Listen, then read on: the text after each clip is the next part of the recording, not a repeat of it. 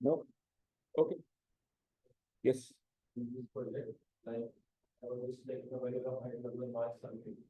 So like I have designed a baseband amplifier with 5 kilo. So the output are listed that are PMOS and NMOS.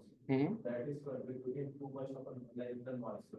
Like one PMOS was contributing around 60% and 30% being different NMOS where they are giving. How much gain of LNA do you have? And you are doing the noise summary of the entire system, right? Okay. How much gain in the LNA do you have? Okay. By the way, this is after mixer and everything. So I assume you are doing P noise analysis, not noise. Fine. PSS noise, right? So it's fine. Okay. So with that only, so it was like I thought that GM is very good. It was around 40 millisecond for PMOS and around 22 millisecond for NMOS. Okay. Because we are also to achieve gain also. Yeah. Based on amplifier. So, but again, if we will reduce the GM, noise will come down, but again, gain will also come down. So which not, how much gain do you have in the LNA? And then the full circuit is like LNA is giving 10 dB of gain. Okay. And the baseband alone, it was at 5 megahertz, it was giving around 25 dB of gain.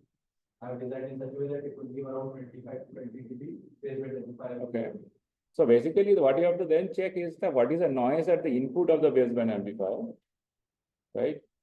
That times the gain, or rather input referred noise of the baseband amplifier should be of the order of the noise that is coming in through the LNA and the mixer, right? So if the input referred noise of your baseband amplifier is dominant, right, then obviously it will, the total noise of the chain will get dominated by the baseband amplifier, right? So, but I suspect because your PMOS is having a very large GM, so it's not an inverter-based topology. Is it a 5T, right?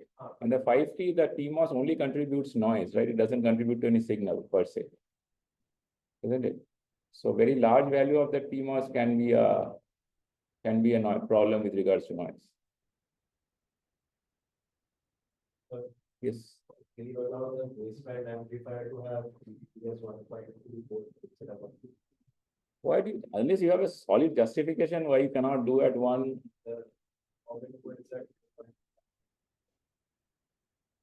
That's fine. You can, in common mode, you can increase by AC coupling, doing all those things, right? So many techniques. So higher threshold voltage actually is not necessarily a big of a problem, right? Because ultimately VDSAT matters, right? And VDSAT can be 200 millivolt or 100 millivolt or whatever you want. Unless your VCM goes above VDD, then it's a problem, right? But that's definitely not going to happen, right? So then why should that? It's not like nobody has told you that VCM should be VDD by 2. Right? It can be higher than VDD by 2. That's a design call. Right? Okay. Any other questions? So let's proceed. We were discussing about linearization techniques of power amps. So before moving forward, let me also talk about something that I missed while doing power amps, and that is with regards to matching. Okay, so we have talked extensively how LNA needs to be matched. We haven't talked at all if power amp needs to be matched. So what do you think? Do we need to match the output of the power amp to 50 ohms or whatever impedance it is seeing? We should match. Why should we match? I mean, there can be argument both sides, but let me hear the arguments. Transfer maximum power to the antennas, right? Okay. Anybody says no? So the argument was we need to transfer maximum power. Sure, it's a power amp. We need to transfer as much power as we need, as we can get, right? So now let me ask you this thing. So two situations. In one situation, you have a source which has an RS, where you do not have any control over this contraption. Okay. and you have to deliver maximum, have to extract maximum power out of that source, you have a control over RL. This we know, we make RL is equal to RS. But in another case, let's say you have a control over this source and this RS. These are programmable. You do not have any control over RL. What do you want RS to be for maximum power delivery? So this is power M, right? So you have a control over, so instead of, if I Nortonize this, so this becomes a GM, this is RS, and you have this antenna, which is 50. So you would want all the current from the GM to go to the antenna, nothing to RS, which means in this model, if you model it as a current source and RS, this should go to infinity. But in this model, this RS should go to 0. Right? So depending upon how you are modeling it, so there is maximum power transfer still happens. Right? In fact, if you put an RS, you are losing power. Any finite value of RS, you're losing power. The constraint of maximum power theorem is, given that RS exists, what can you do? How can you have RL to get the maximum out? But if you can tune RS, you should always be 0. Okay, so given that out of the way, so many times you will see that statements are made, which all of the statements are correct, is that you do not make, you do not want to match the PA because if you match it, 50% of the power gets lost in RS, which is correct, right? That is the reason you do not want to match. But a more fundamental argument is this, right? So you do not want to match because you have a control over the generator. Right? If you do not have a control over the generator, then okay, you can do something with RL. Okay, so that out of the way, let's go back to the most important thing of about PA, or the second most important thing about the PA, that is the efficiency. We have been talking about how to make efficient PAs, various classes of amplifiers. Now, the discussion on this efficiency of the PAs is incomplete if we do not have a discussion on what does a typical signal spectra or typical signal look like in time domain. So we have been till now talking about signals which are only sinusoidal. But a truly sinusoidal waveform doesn't have any information, right? Frequency is known, phase is known, amplitude is known, no information, right? So a truly information heavy signal is truly random, right? So that is the maximum information you can get. Essentially, if you go by communication theory, where the uncertainty is the maximum, you have the maximum amount of information. Right? So in digital communication parlance, which means you don't know whether 0 or 1 is coming, then whatever you get is information. If you have no a priori, then there is no information. Right? So, and the maximum level of uncertainty comes when you have like 50% probability of zeros and ones. So even though we will not directly take these concepts from communication theory, but you should understand then that an input that comes to a signal that comes to the input of the PA is never a sinusoid. It is, let's say, an amplitude modulated signal, which means that for certain amount of time, it will have a low amplitude. For some amount of time, it will have high amplitude and then low and so on, right? So now assume you have a class A PA or a class B PA, whichever PA topology you are comfortable with. There is an import, while calculating the efficiency of those PAs, we assume that you have an input which is being driven to the maximum capacity. That is, the PAs are almost saturated, right? You get 50% efficiency in a class A amplifier when the output swings peak to peak, right? So, for example, when we said that you have a class A PA,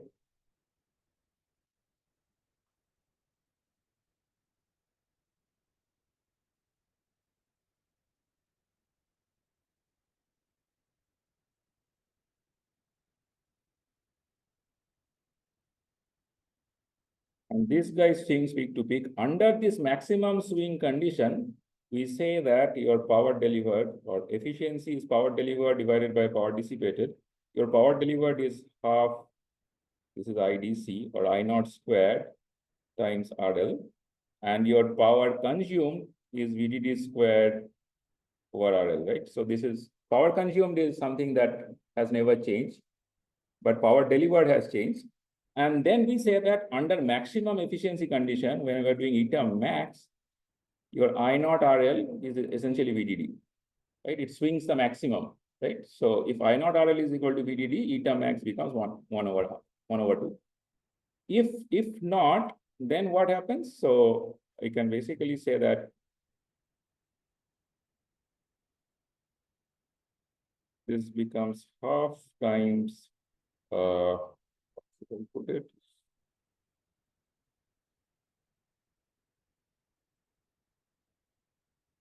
So this is I naught squared RL squared by VDD squared. So I naught squared RL squared is the swing at the output. So this becomes half times V naught squared by VDD squared. So if V naught is lower than VDD, then obviously your efficiency is lower than eta max, and it goes quadratically down. Right? So let's say you are not at peak swing, you are like swing of half a VDD. From 50% is goes to like 1/4 of 50%, like 12%.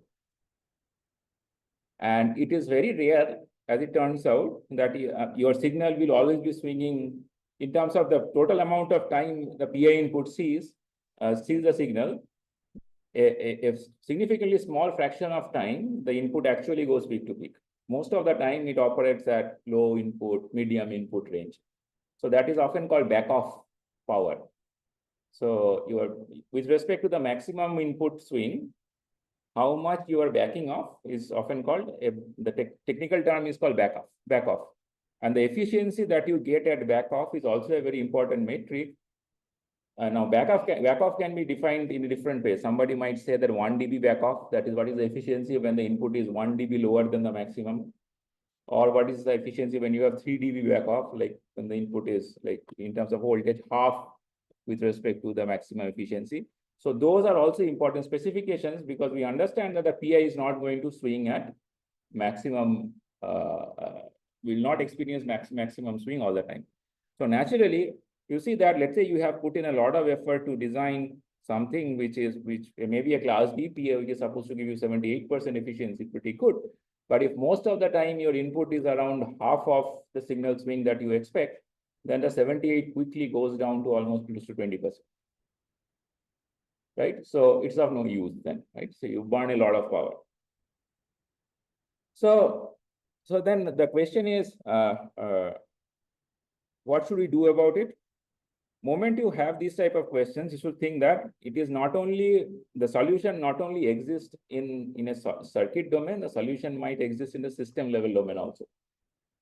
The reason I'm saying that is think of a case in which, okay, let me ask you this. So is there a way of passing information if the amplitude of the sinusoid doesn't change? You can pass information through phase, right? Phase or frequency, phase modulation or frequency modulation, right? So now think of a scenario in which I know that it is a phase modulated signal, which means the amplitude doesn't change, which means if I use a class B PA, for example, I can always drive it at its maximum efficiency capability,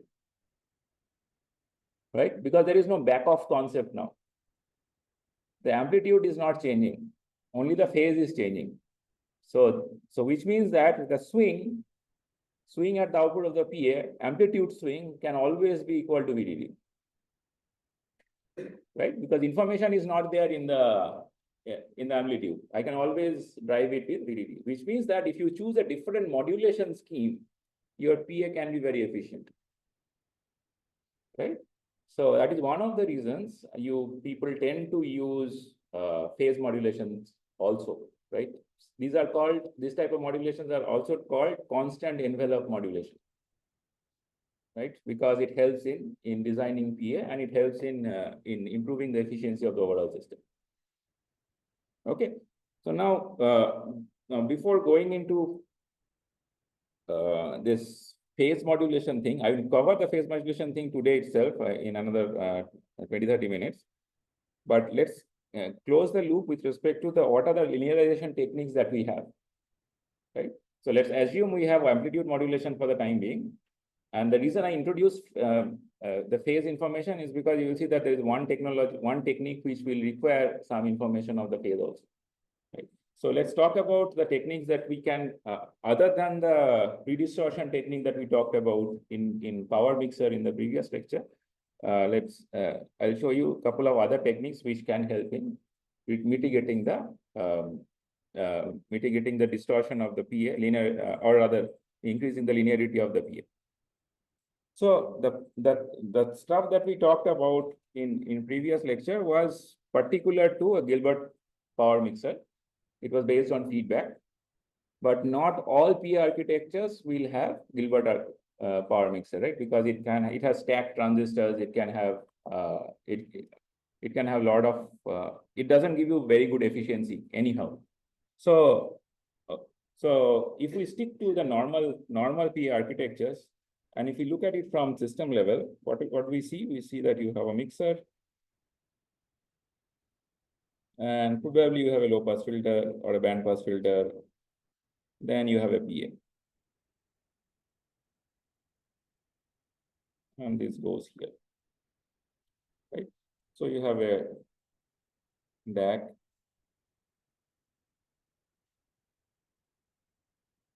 So one might say that, so we have done courses in 610, 613, where you have done so many feedback-based topologies. And another good thing of feedback is it reduces distortion.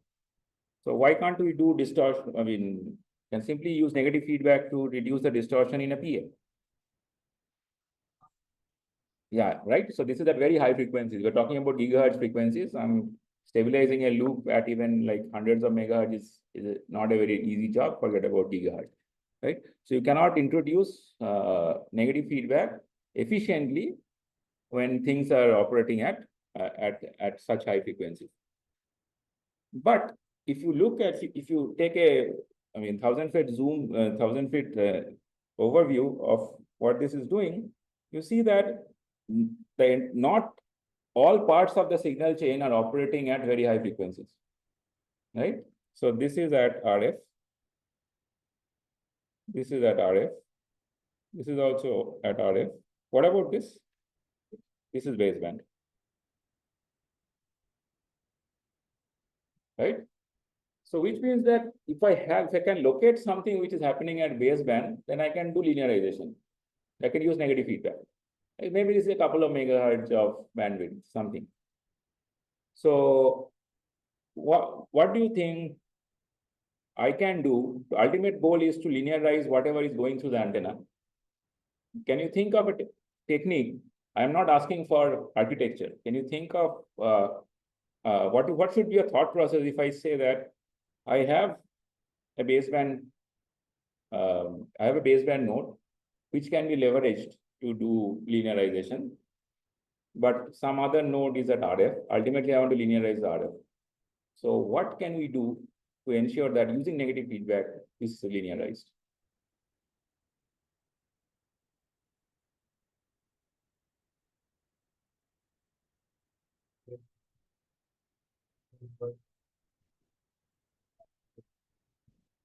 Yeah, excellent, right? So essentially, what is the issue? If you recall, the point that I made last time was if you just simply take a common source amplifier, if this guy is V in perfectly linear, this guy is f of V in, which is non-linear, right? But if this guy is f inverse V in, right, and maybe some GM times, then this guy will be GM times V in, perfectly linear, right? So this has to be pre-distorted. So if I put this entire thing in a box,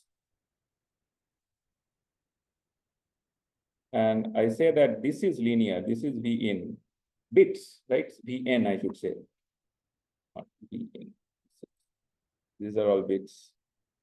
Or if you let me not overcomplicate things and say that I'm talking about only at this point, output of the DAC. So let's say this is perfectly linear V in, this is f of V in, right? So f of V in is distorted. So what I need to do, I have to make sure this guy is inverted, has the inverse nonlinearity, right? So inverse nonlinearity, how do you get? So if I go back to your classic negative feedback topologies. So this is L of S.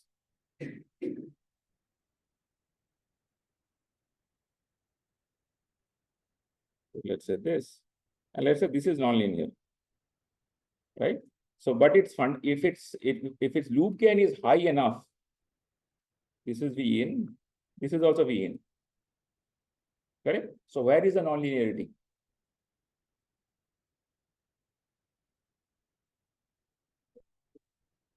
Yeah, but I should be able to tap some node to find out where is the nonlinearity. Something is flowing through a nonlinear block. Output is also linear, which means it should be hiding somewhere. Where is the nonlinearity hiding? At the input of the error amplifier, right? So this is nonlinear. So this is F inverse. Correct? So here I have to make this one F inverse. Right? So that can be done because this is a low frequency. So, but I cannot simply tap the final output and feed it there, unlike this negative feedback system that I just shown. So what we have to do is whatever you suggested, take that output, down convert it back, pass it through similar thing, and then feed. Right? So what is generally done, that's why is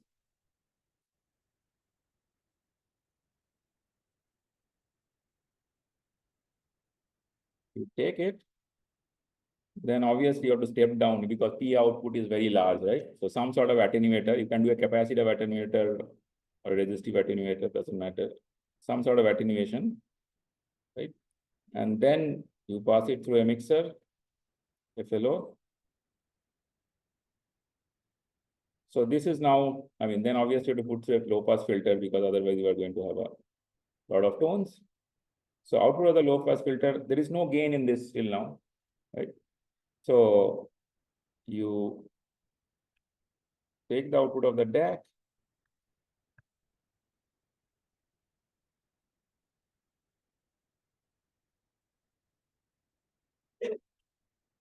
and put the error amplifier here.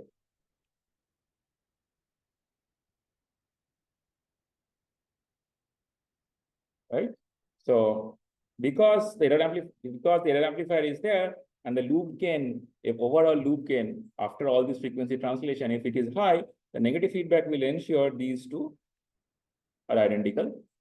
If they are identical, which means if this is V in, this will be V in, which means this is V in. If I walk backwards, this will be VRF. V in translated to RF, that is omega minus omega RF, and which means your output will also be linear. Okay, so this, and moment you do this, if you have taken data converter courses, you should appreciate that there is no reason for me to do this, put this amplifier at the output of the DAC. I can put it at the input of the DAC also, because ultimately they are digital bits. I can amplify in digital domain also, right? So I can basically have an ADC here.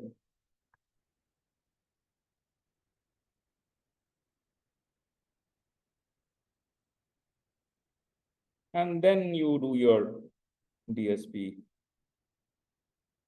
error amp, whatever you want. And if you want, you can put amplification after the DAC also, but you get the idea, right? So this is often called digital pre-distortion. This type of way of linearizing is called digital pre-distortion. It's okay if this seems slightly overwhelming. This will not be your project, because this is essentially a PhD thesis. So, but you should appreciate the fact that there are multiple ways of achieving your objective if you know what are those few things you can tweak. Okay. Any questions so far? So this is another negative feedback way of linearization, right? So this is, again, this is also pre-distortion, but it's negative feedback way, more or less. The whole down conversion that's happening again, that's the same receiver architecture to the table. It will not be the same, because that's a very good point that he has brought up, is that the whole down conversion that we are having is should be the same receiver architecture or not. It will not be, precisely because of the reason, when will this work? I mean, now if I go back to this guy and say that, let's say you have something in the feedback path. Okay. And now let's talk about linear systems, right? Let's talk about linear systems.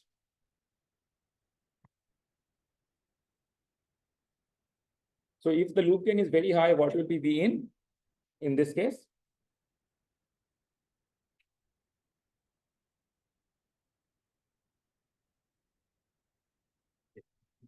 If the loop gain is very high, what will be V in? Or what will be V out, not V in? I have written it wrong. What will be V out? V in by H, right? Because ultimately, if the loop gain is high, then this has to be V in, so this has to be V in over H. Now, let's say there is some issue with H. Let's say H varies with time, or maybe H has a delay. Sometimes it has a delay, sometimes it doesn't have a delay. Then what can you comment on the final output? It will not faithfully represent a scaled version of the input, right? And if H has distortion, then output will be distorted, which means that in any negative feedback system, the sensing path is the most important path. Okay. So in this case, the sensing path is what? This is the sensing path. So you have to ensure that this has to be super linear. But the good thing is that you know what you're expecting. Right? In a classical LNA, you do not know what is coming in. Here you at least know what is coming in. Right? So that is good. In a classical LNA, you have to bother, in a classical receiver, you have to be bothered about noise figure and all those things. Here you do not. That's the good thing. But the bad thing is that each of these individual blocks are distortion prone. That is one. The second thing is that you have to ensure that the delay the signal takes from coming from here to there is significantly low with respect to the one time period. Right? By the way, I have to caveat this with respect to one time period of the envelope. Okay, because ultimately you do all of these things because even though this can correct for phase also, but let's forget about phase. Let's only think of the fact that your output is probably something like this, right?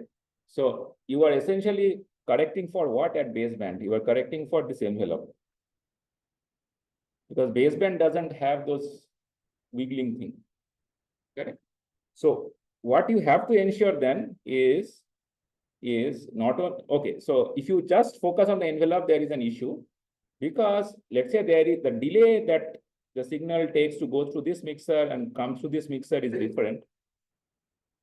Then what can happen is, after you down convert, there can be a slight amount of delay between the signals that you see here, and there can be slight amount of envelope delay, because ultimately the carrier is carrying the envelope. Right? If there is a slight amount of delay in the carrier, it will translate to a delay in the envelope. That is not a problem if the envelope varies extremely slowly. That is a very narrow band can think of a very narrow band solution. It's not a problem if the envelope varies extremely slowly. Let's say envelope is varying at a microsecond scale, and and the carrier is varying at is changing at nanosecond scale, right? So which means that even if you miss half a cycle delay for the carrier, you are only 500 picosecond off with respect to 1 microsecond. Right? So that might or might not be, I mean, obviously there will be an error. That error might or might not be an issue. But if you are thinking of, instead of 1 megahertz envelope, if you're talking about a 10 megahertz envelope, now suddenly the error can become significant, which means that it becomes important to ensure that the delays are also matched in the forward path and the reverse path, in the feedback path, right? So that has to be done. that can be done, but the most challenging aspect of this is your antenna impedance keeps changing as you move, right, with your cell phone, right, based on the environment. If that changes, which means that you have to ensure this tracking happens even though that effective impedance changes. So which means that the forward path and the sensing path should behave almost identically with respect to the transfer function across not only process voltage temperature variation of your chip, but also with respect to the environment. So there is a whole lot of calibration that has to go in, right? It's not as simple as it looks. Okay, fine. So but doable. I mean, these people have done, these are in some products, this is definitely doable.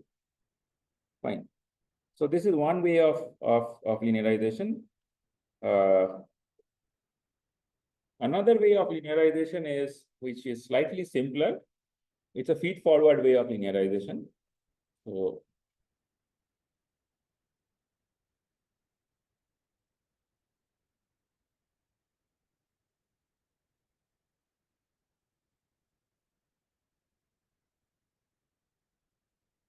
So what you do here is you appreciate the fact that if this is a PA, this is a main PA, if this is V in, you are going to have some linear term, right? So some A times V in plus some error. That error is a distortion, right? So no, this is not a noise, it's deterministic error, right? Some error. So what we need to do is to subtract that error, right? So what if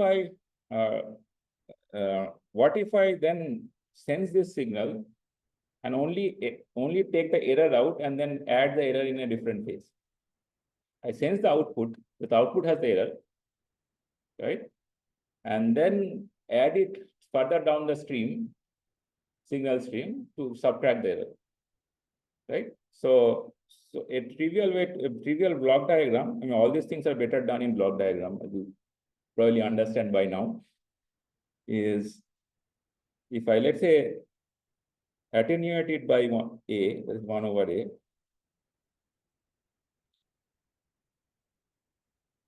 and then subtract it from the input,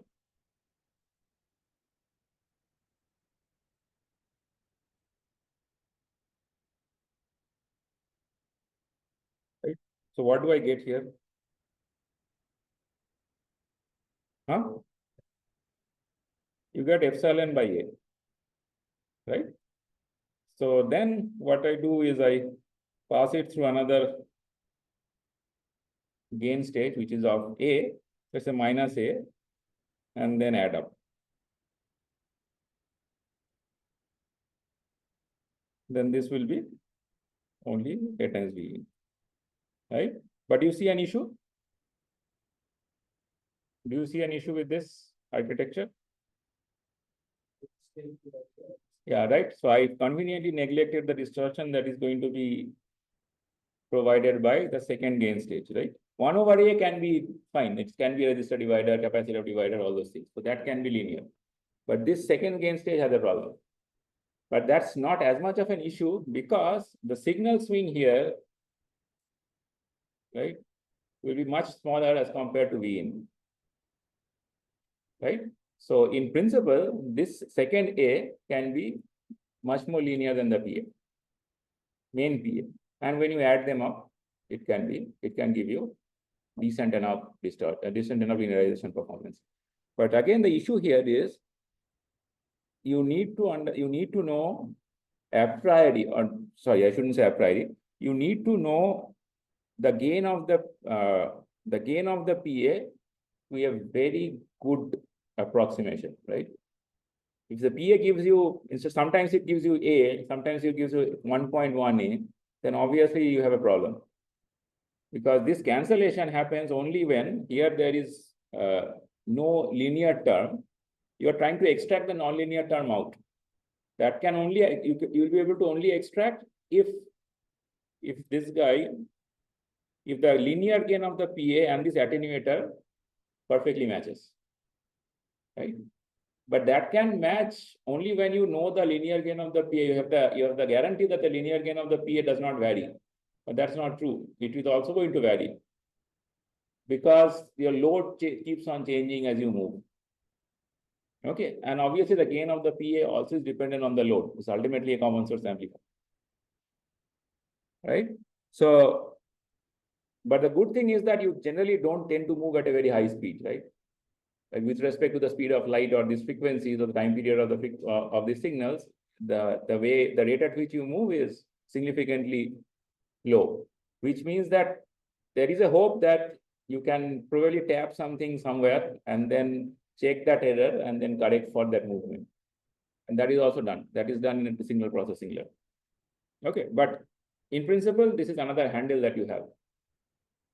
While you can do that, in general, again, the issue is the feed-forward technique, not only for this, for any feed-forward techniques, is that the matching between the paths that you are trying to cancel through. And when I say matching, I'm not only talking about amplitude matching. While you're doing low frequency design, it's okay, but at these frequencies, you have to also take care of the phase matching, right? If the one input goes in and the other input comes after some time, then it's a problem, right? So, which essentially means that in this block diagram, I assume there is no delay of the PA. That's not true. It's a memory element. You have capacitors, inductors, there will be delay. So that delay has to be modeled in the bottom path also. Otherwise, you are not going to get perfect cancellation, which means there has to be some sort of transmission line, maybe a delay line here. Right? Then you are subtracting again at the output. Then again, you probably have to so you assume that this is a zero delay, but that zero delay is not also accurate, which means that probably you'll have to have a delay. And these have to match across environment. That is why this type of techniques, even though in a piece of paper or a PowerPoint, it's fine, but has issues, but can be done.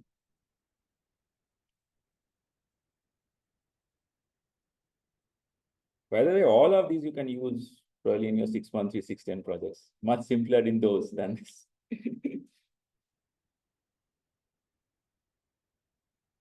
Okay, so what else did I have for today? So we should then shift to phase modulation example before talking about the next linearization technique. So all of these that I talked about till now, they work well when you have amplitude modulation. But as I mentioned, that if you know a priori that the amplitude doesn't change, information is there in the phase, then I can probably use the classical PAs also to some extent, right? Maybe can do better, but we can still use them. So which means that maybe 5 minutes on phase modulation will help. So when we say that we have phase modulation, what are we essentially saying? Your output phase modulated signal has a constant amplitude A cosine some omega RFT plus some extra stuff, right? And that extra stuff is your baseband information. So this is, let's say, M times some, I should not say A. I can say, let's see VP. A sine omega BBT. Okay. So how does it look like in time domain? The way to appreciate that is the fact that let's assume I am only talking about the carrier, that is VP cosine omega RFT. Let's make it all sine. It's easier that way. If I just say this is omega RFT, we understand that this guy repeats when if omega RFT becomes multiples of 2 pi, right? Repeats when omega RFT becomes multiple of 2 pi, right? So which means that I can only look at this argument within the parenthesis and see when the argument reaches multiples of 2 pi, right? So under this condition, with respect to time, it always reaches at uniformly spread out at uniform time intervals, right? So if I sketch the phase, let me just phi with respect to time. So what would the phase look like for this Vp sine omega RFT? It will be a straight line, right? It will be a straight line. And if omega, and how do I know whether this is the high frequency signal or the low frequency signal? What gives it away? Let's say I have omega RFT and another signal is Vp sine twice omega RFT. What would this plot look like? Slope will be higher, right? So yeah, right. So slope will be higher. So the slope gives you the information of how fast the signal is changing in time domain. Okay. So now let's assume that the slope is high somewhere here.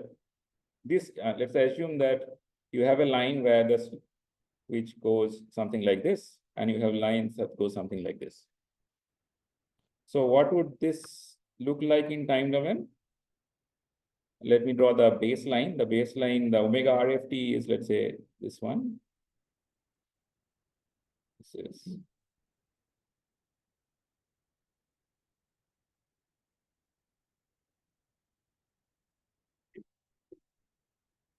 so if I have a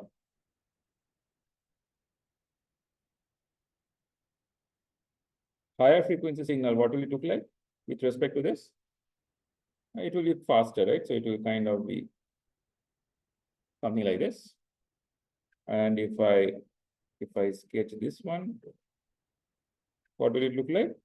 It will be slower, right? So it will be something like so on. So now let's assume that now what is happening when I'm modulating the argument? It is sometimes becoming steeper, sometimes becoming shallower, right? So in terms of time domain, so this guy, Vp sine omega RFT plus Ma sine omega BBT. So this guy, if I draw the slope instead of being a straight line will go like this, right? So which means that the corresponding frequency or corresponding time domain plot Vt should, so at least till here where the slope is higher, so it should have more zero crossings, like faster wiggling. And then probably it will be slightly slower and then slightly bigger and so on, right? So now if, I mean, the way I sketched it, it looks like the amplitude is also changing, but amplitude is not changing, right? That is evident. Now the information now where is the information now? If information is in the phase, and the phase information I can get by looking at only the zero crossings, right? So ultimately, what am I saying? That if this argument reaches 2 pi faster with respect to time, I have a high frequency signal, right? I have that part of the signal where the amplitude of the input is increasing, and if this guy reaches 2 pi at a slower rate, which means the amplitude of the input signal or the modulation signal is reducing. So by just looking at the rate at which it is reaching 2 pi, or rather when it's the rate at which it's crossing zero in time domain, I have all the information that I need. That is important because, which means that I need not resort to sinusoidal signals anymore. Zero crossings happen in any sinusoidal square wave everywhere. And within the IC, it is better to pass digital signals because I do not have to bother about amplitude, which means that I can simply talk about a signal which is square wave, whose phase is probably modulated, or zero crossings are modulated, and so on. Okay, so the distance between the phases, distance between the zero crossings is the information that you are looking for, right?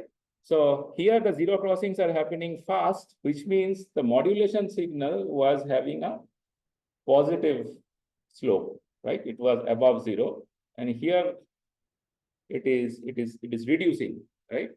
So the rate at which the input modulation signal is changing, you can interpret by simply looking at the zero crossings. So this is good because now I do not have to bother about amplitude. Now it is even better because I know I can efficiently pass these signals using inverters. Why do I bother about making common source amplifiers? If I make a common source amplifier, right, then I have to ensure that by the way, that 50% efficiency of class A PA was, the 50% efficiency of a class A PA was under the assumption that your overdrive voltage is zero, it goes all the way to zero to VDD and so on. That is never the case. You have to leave some headroom for the guide for your amplifier to work in saturation, right? So moment you leave like 200 millivolt headroom, then you have a problem. Your efficiency even drops. But if you are using switches and if you are using inverters, there is no such obligation. You can simply use inverters. There is no headroom requirement. Does that make sense? So if that is the case, and inverters will retain, a switch will retain the information of phase or the zero crossing, that it is not going to tamper with. A switch destroys the amplitude information. An inverter destroys the amplitude information, right? If the input is higher than the VM or the switching threshold of the inverter, output will become zero. If it's lower, it will become 1, right? So the amplitude information is destroyed by the inverter, but the phase information is not. The zero crossing information is retained. So now if the zero crossing is the information that I need to pass, I can simply use inverters. I do not need to use any this linear PS. So these are hence called switching PS, right? So we can use switches.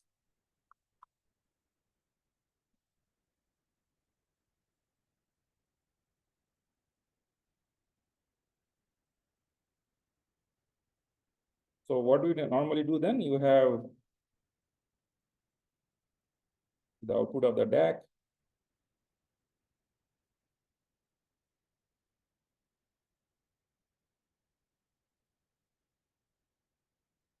Output of the DAC, and assuming this is not a multi-bit DAC, which means it's only the output only goes from 0 to 1, not like you have multiple levels, right? So if that is the case, if it is only 0 to 1, these type of things, then I can simply use an inverter and then connect it to the antenna. The inverter has to be able to drive the antenna. So inverter cannot be a very small antenna. It should be able to drive a 50 ohm load. But obviously we know that this is not as simple because you need to, again, antenna gives you 50 ohm. If you want to deliver more power, you'll have to ensure that the impedance of the 50 ohm gets converted back down to a lower impedance. So on. So all those things still match, still hold. So you have a matching network.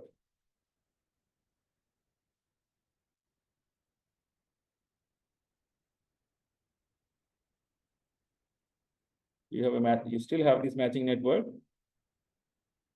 which is kind of a down converter, or not down converter, it's impedance transformer, and use an inverter. Now, even though this looks like the one of the reasons why people would like to use this, there is another very important reason why you would like to use this these type of switching PS. That is because if you think from the perspective of a simple switch. So what is the switch doing? So I will, let me just draw an NMOS switch.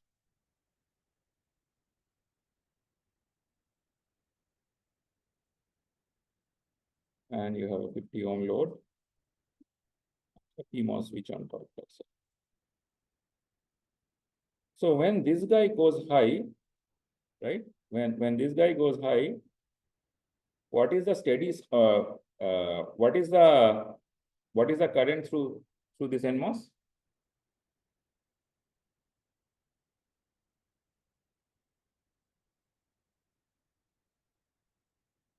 Current is not zero, right?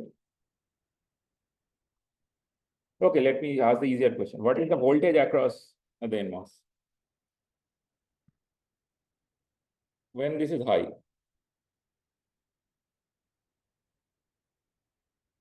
This is high. What is the voltage across the NMOS? Zero, right? So, and let's say you have a matching network here. So if the voltage across the NMOS is zero, even if you have finite current, will there be any dissipation, power dissipation across the NMOS? There will be none, right? So which essentially means that if you design your switches properly, right, you can ensure that in principle, right, theoretically, there is zero dissipation across your devices. That zero dissipation part is not valid if when the switch is on, there is also current through the NMOS. Right? So if that is the scenario, then you will not be able to satisfy the condition of zero dissipation. But if you can, let's say this is super fast, right? So your switches are very fast. The moment you turn it on, the output goes to zero. So there will be a current spike, but after that, output is zero. And you have a matching network. The matching network holds whatever current you need, and it feeds it to the output. So the voltage across your device goes to zero almost instantaneously. So which means that you have removed the major loss-making component of your PA, right? I should not say component, the major loss-making cycle of the PA. The loss happens when you pass in high current while having VDS across your MOSFET switches. So in order to reduce the power, nullify the power of the MOSFET switches, you either ensure that the I through the device is zero or V through the device is zero. Does that make sense? So you cannot obviously make sure both of them are zero, then no power is getting, right? So that's not possible. So if you do either of them, then you are good. So a switch gives you that option. When an ideal switch doesn't have any power dissipation, right? It is R on is zero, which means there is either VDS is zero or R on is infinite, which means I is zero, right? So in both cases, the power dissipation is zero, right? So if that is the case, which means that a switching power amplifier can give theoretically 100% efficiency. Okay, in principle, it can give 100% efficiency, but the losses that happen is, I mean, I nicely said that your current will be zero, but it will not be zero because moment you turn on, something has to discharge, right? Something has to discharge, and that discharge leads to some amount of loss. Not only that, these device sizes are really large, right? You are trying to deliver hundreds of milliwatts of power, which means that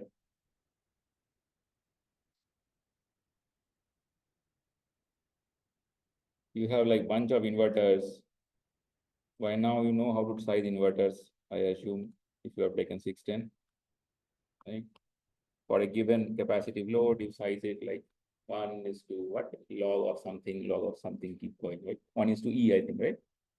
3.6. Okay, yeah. So anyhow, so the point is, Class D amplifier gives you theoretical efficiency only if you disregard the power of of all these drivers, but that you should know. So it still gives you significant, there is significant amount of power dissipation anyhow. However, you can understand that in principle, this should give you much better power efficiency than your class A power amplifier, right? Because you can basically drive it to always to VDD and ground, VDD and ground. But the thing that is bad is with respect to distortion, right? Because ultimately, when you are trying to, the outputs are spikes of currents, right? Or square wave currents. If you simply let the square wave current go into your antenna, you are going to get fundamental with very good efficiency, but you are going to get other harmonics also, right? So that is not acceptable. In a linear PA, the strength of those harmonics will be much lower than in these switch PAs, right? Because that we assume that we have biased it in such a way that G2, G3 and all those things are zero.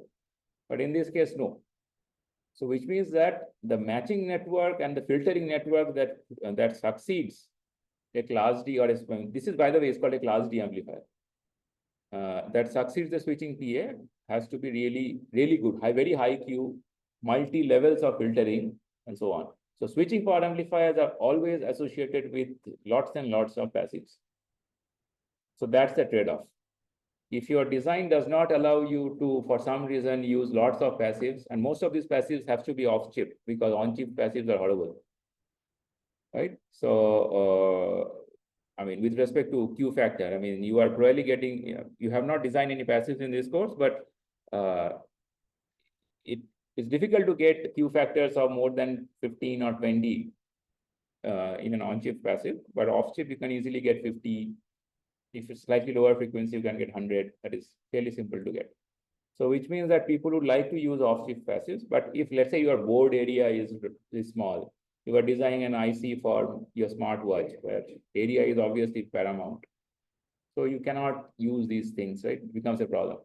So then it becomes again a design call. Would you like to use this or linear PA and so on, right?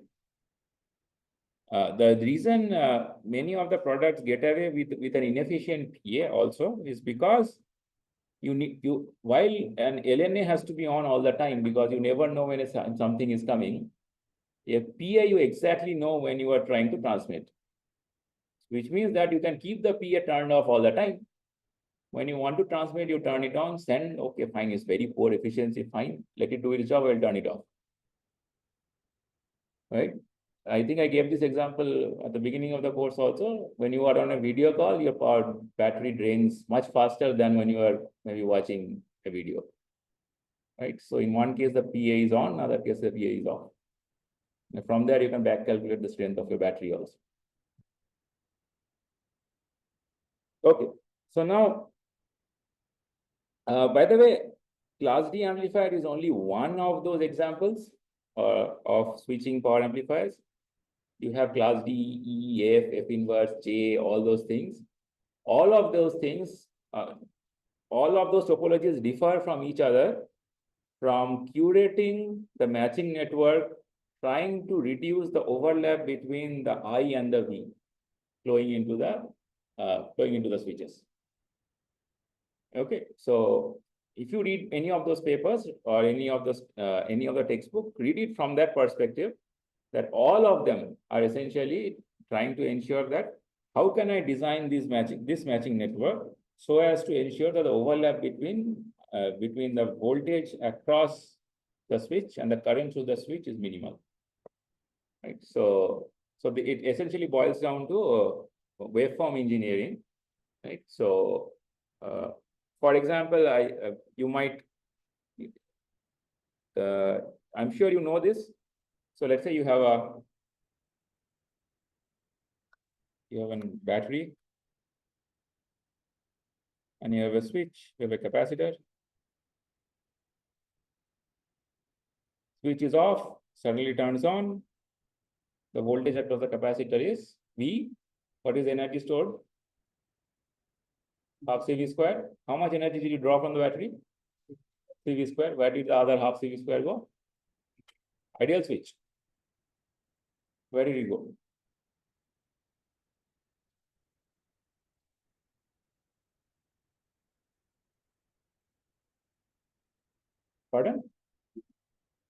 cannot hear. Everything ideal.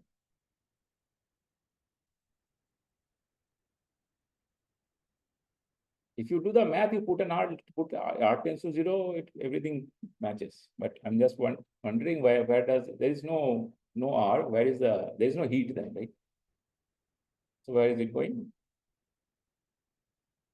Let me give you a hint. Let's say I take a compass, right? So the good old compass which sailors used to use, right? So I put the compass here.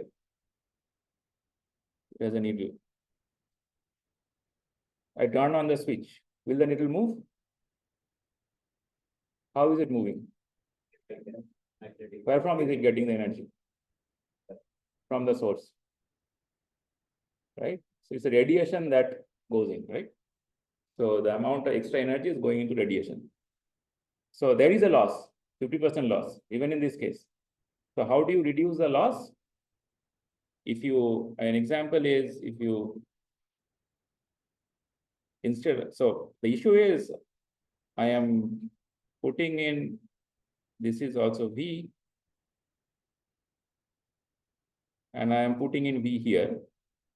But let's say I do it in 2 steps. In one step, I dump V by 2. I don't know how, right? So let's say this is V by 2 in one step. And another step, I add V by 2 again, and then bring it up to V. Right? So the amount of energy drawn from the source is still CV squared. But how much is the energy dissipated now? In each cycle, it dissipates half of CV by 2 square, right? So which means that the total amount of energy dissipated has halved. So if you charge a capacitor in small steps, and if it's like a continuously small steps, then its principle you can increase the efficiency of this charging. So essentially, this is the principle of designing any switching amplifier. You make your passives in such a way that there is no sharp transition of currents or voltages. You make it smooth, right? So that not only you do not have overlap, you do not have like spiky currents. Okay. Okay.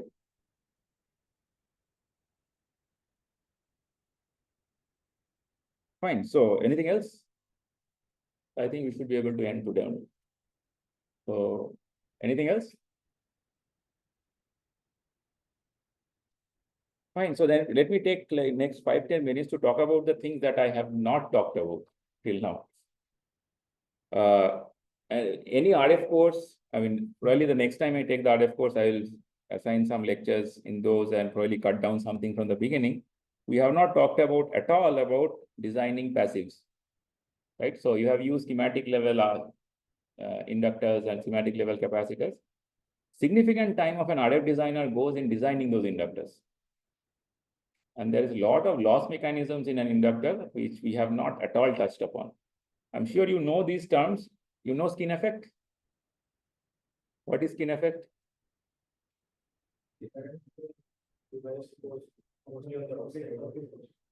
Essentially, if you increase your frequency, then the current kind of gets localized towards the surface, right? So which essentially means that even if you have a very thick device, very thick wire, your currents mostly are around the periphery, which means that effectively, even if you have a very big wire, the signal is not utilizing the entire wire to flow, right?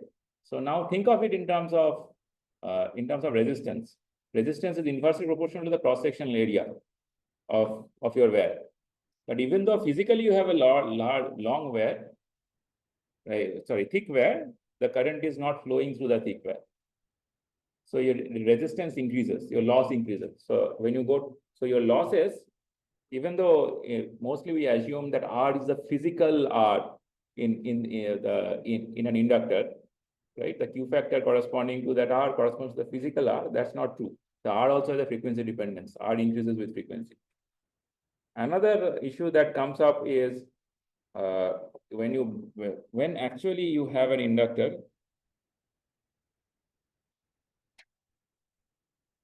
or I mean, when you do circuit design or when you lay out anything, you will notice that you cannot use the vertical dimension well. Everything is planar, right? So, which essentially means that if I look from the top, your inductors will look something like this. So on. Okay. Now, if I look at the cross section would look like this, and maybe something on those sides it goes like this. Swag does all those things. But everything is sitting on a substrate. Maybe there is an oxide and there is a substrate. And this substrate is not an insulator, right? The substrate has some resistance, which means there is a resistance here to ground, which means that this is the metal line. There is a capacitance, then resistance to ground, right? So which essentially means that if you have an inductor, the inductor has a capacitor. I can model this as each inductor comes with a capacitor and a loss. So an inductor itself is a resonant circuit. So an inductor need not necessarily be working very well as an inductor till any frequency. These capacitors that you see at the end can kill its inductance. So there is a self-resonant frequency associated with each inductor, right? So those are the things that ideally there should be one project on designing inductors. And then you take up that model of the inductor, right? And then use it everywhere in your projects. So you better do a good job of the first project, right? So otherwise you are stuck with the poor inductor that you have designed.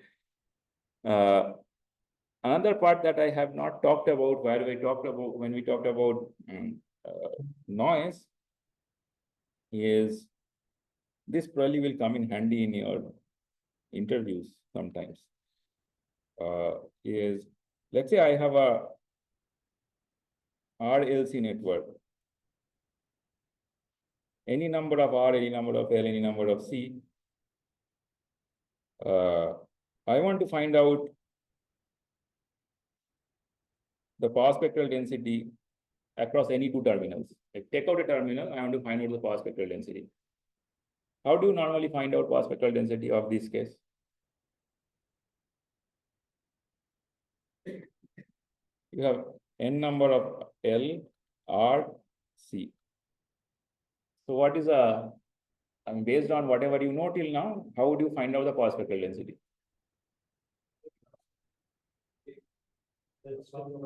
Right. So find out the transfer function from each of those resistors to the input, and then 4 kTr times this and add them up, right? So essentially you are doing 4 kTrk, K is the kth resistor to here, times mod of Hk squared and summation, right? So this is the power spectral density here. As it turns out, you can show using reciprocity that this is equal to 4 kT times real part of Zin.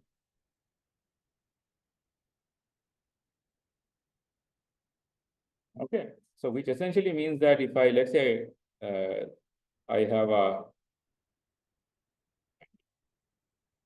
let's say I have this network, right? R,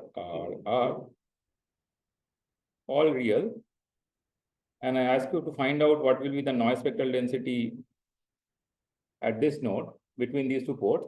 You can do the old one, right? Find out from each of these R's and calculate. Alternatively, I can simply say that the equivalent resistance here is R parallel R by 2. So your PSD will be 4 kT R parallel R by 2.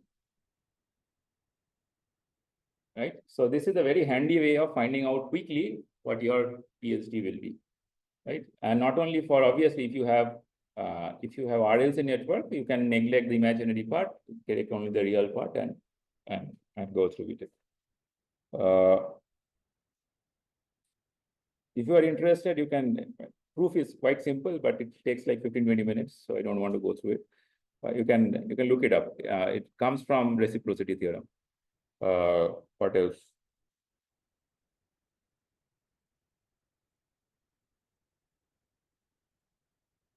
Thought of something that I had missed.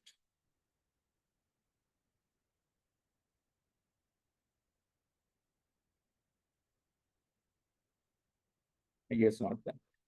Fine. So I think we have covered whatever we wanted to cover, but for these things, which there's no point starting them because it will again is a subtopic which we'll take. The part that we actually didn't cover at all was the oscillator part. Only one lecture where I thought probably later on I'll have time to go through. But then I figured that I have to either cut oscillator or cut PA. So actually, so oscillators, we have another course. So you can take that if you're interested. PA is probably something. I'm not sure whether RF group is offering any course on PA. But anyhow, I mean, there you cover PA? Part of it? Okay. But anyhow, I mean, PA is another interesting topology, another architecture where you can spend one full course. You can spend one full course on PLL, you can spend one full course on PA. You can spend one full course on only communication concepts related to this, right? Obviously, we have 320 UG level, and I'm sure all of you in your undergraduate days have done courses in communications, which are not taught from the circuit perspective, but there can be a full course where you tie up the entire communication aspects with the circuits. That's what Professor Razavi's book does, right? RF microelectronics, there is a lot of emphasis on the architecture and the communication concepts and tying up, right? So obviously RFIC, this is basically RFIC 101. Right? So there can be multiple flavors of this course and multiple offshoots of this course.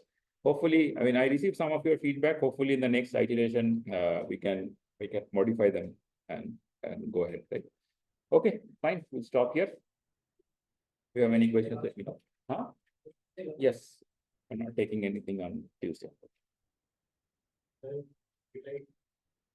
You take 80 for also just taking it like that you are the project how you the assignments of how you work with them. I can talk about a couple of them, right? Okay. I should basically take the whole project class. I know you told me that. Yeah, I told you, but unfortunately that cannot be done in any of the projects that I gave you, but I can talk about some of them. Fine, stop here.